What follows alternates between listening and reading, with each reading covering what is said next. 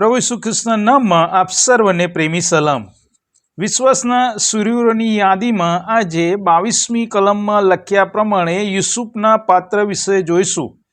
તેણે પોતાના છેલ્લા સમયમાં શા માટે ઇસરાયેલના સંતાનના નિર્ગમનની વાત યાદ કરાવી, શા માટે તેના હાડકા સંબંધી આજ્ઞા આપી. યુસુફના વિશે ખાસ કરીને ઉત્પત્તિનું પુસ્તક ને તેના 37મા અધ્યાયથી તે 50મા અધ્યાય સુધી ઉલ્લેખ જોવા મળે છે. યુસુફ યાકૂબના 12 દીકરામાં 11મા નંબરનું સંતાન હતો. યાકૂબના ઘડપણમાં આવેલો હોવાથી યાકૂબ તેના પર વિશેષ હિત રાખતો હતો અને તેથી તેના ભાઈઓ તેની અદેખાઈ કરતા હતા.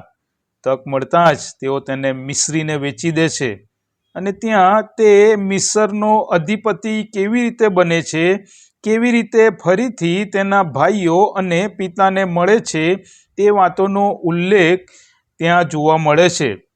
એ બધી વાતો વાંચીએ કે સાંભળીએ તો આપણને ખ્યાલ આવે કે તેના જીવનમાં ઈશ્વર પરના વિશ્વાસ અંગે ઘણું બધું કહી શકાય.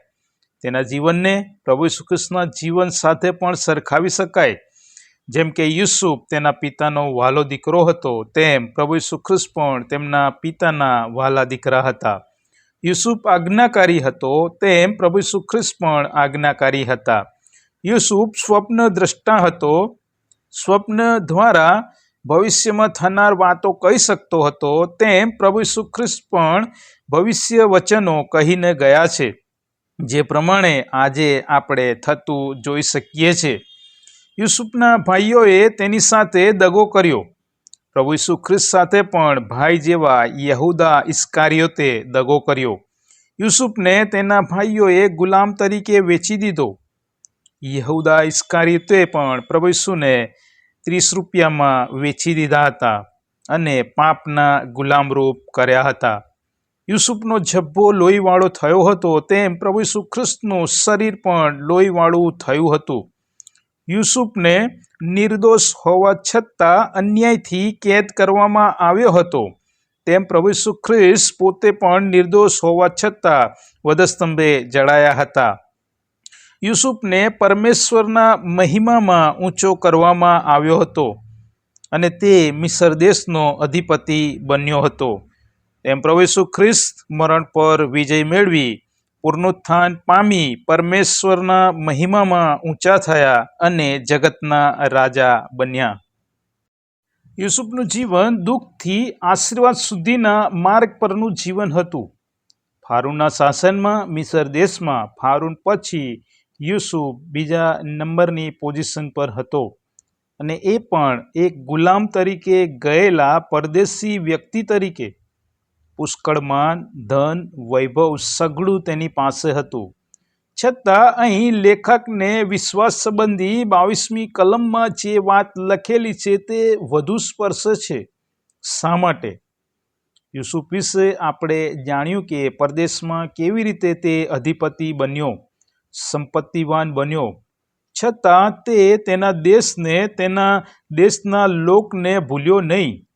તેના ભાઈઓએ તેની સાથે દગો કર્યો તો પણ દુકાળાના સમયે તેના ભાઈઓને તેણે મદદ કરી, તેણે સામું વેર વાળ્યું નહીં. શું આપણી સાથે આમ બન્યું હોય તો આપણે યુસુફની જેમ કરી શકીએ કે વર્તી શકીએ ખરા? પરદેશમાં ધન દોલત, સારી પોઝિશન વગેરે મળે તો આપણા દેશમાં પરત ફરવાનો કે આપણા સંતાનો આપણા દેશમાં પાછા આવીને સ્થાયી થાય તેવું આપણે વિચારીએ? પરદેશમાં સઘળું પામ્યા પછી ત્યાં રહીને પણ યુસુફ તેના દેશને, તેના લોકને અને તેના પરમેશ્વરને ભૂલ્યો નથી. મિસર દેશમાં ઘણા દેવી દેવતાઓ હતા, પણ તેણે તેમની પૂજા કરી નથી, તેમની આગળ તે નમ્યો નથી. ઈશ્વર પ્રત્યેના તેના વિશ્વાસમાં જરા પણ ઓટ આવી નથી અને તેથી જ અહીં 22મી કલમમાં તે ઈશ્વરે તેના પિતૃઓને આપેલ વચનને યાદ કરતા પૂરી ખાતરી સાથે તેના સંતાનના નિર્ગમનની વાત યાદ કરાવે છે અને તેના હાડકા તેના દેશમાં તેના પિતૃઓની સાથે દફનાવવાની આજ્ઞા આપે છે. કેમ કે યુસુફને ખાતરી હતી કે ઈશ્વર તેમના આપેલા વચન પ્રમાણે કરશે જ. ઉત્પત્તિનું પુસ્તક ને તેનો 50મો અધ્યાય ને 24મી કલમ. અને યુસુફે તેના ભાઈઓને કહ્યું, હું તો મરવા પડ્યો છું, પણ ઈશ્વર તમારી ખબર ખચિત લેશે. ને તેમણે જે દેશ સંબંધી ઇબ્રાહિમ તથા ઈસાક તથા યાકૂબની આગળ સમ ખાધા હતા તે દેશમાં તે તમને આ દેશમાંથી લઈ જશે. અને યુસુફે ઇસ્રાયેલ પુત્રોને સમ ખવડાવીને કહ્યું, ઈશ્વર તમારી ખબર ખચિત લેશે ને તમે મારા હાડકાં અહીંથી લઈ જજો. અહીં યુસુફ તેના મરણ પછી શબ લઈ જવાની વાત નથી કરતો કે મારું શબ લઈ જઈને મારા પિતૃઓની કબર ભેગો મને દફનાવજો, પણ હાડકાં સંબંધી કહે છે, કેમ કે તે જાણતો હતો કે ઈશ્વર જે સમયે તેના સંતાનોને અહીંથી લઈ જશે તે સમયની હજી ઘણી વાર છે. ત્યાં સુધી તેનું શબ રહેશે નહીં, માત્ર હાડકાં જ રહેશે. ઉત્પત્તિનું પુસ્તક 15મો અધ્યાય ને 13મી કલમ. અને યહોવાએ ઇબ્રામને કહ્યું, તું ખચિત જાણ કે તારો વંશ પરદેશમાં ભટકશે ને ત્યાંના લોકોની સેવા કરશે, અને 400 વર્ષ સુધી તેઓને દુઃખ આપવામાં આવશે. 400 વર્ષનો ગાળો લાંબો હતો, અને ઈશ્વરે ઠરાવેલ મુદત પ્રમાણે ઇસ્રાયેલી પ્રજા 400 વર્ષ મિસરની ગુલામીમાં રહી. નિર્ગમનનું પુસ્તક 12મો અધ્યાય ને 40મી કલમ પ્રમાણે તેમણે જે પ્રવાસ મિસર દેશમાં કર્યો તેની મુદત 430 વર્ષની હતી. મતલબ યુસુફને ખાતરી હતી કે ઈશ્વર તેના આપેલા વચન પ્રમાણે કરશે જ, અને એટલે જ તેના હાડકાં સંબંધી આજ્ઞા આપી, જે કાર્ય મૂસાએ પૂર્ણ કર્યું. ઉત્પત્તિ 50 અને 26 પ્રમાણે યુસુફના મરણ પછી તેના દેહમાં સુગંધીઓ ભરીને તેને મિસ્રમાં શબકોશમાં મૂક્યો હતો.